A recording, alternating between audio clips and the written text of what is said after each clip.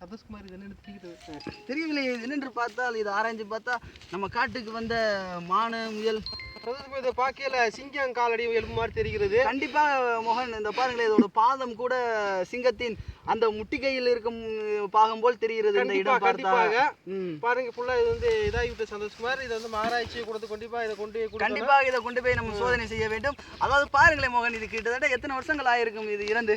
இது வந்து ஒரு 25 30 வருஷம் ஆயிடுச்சு.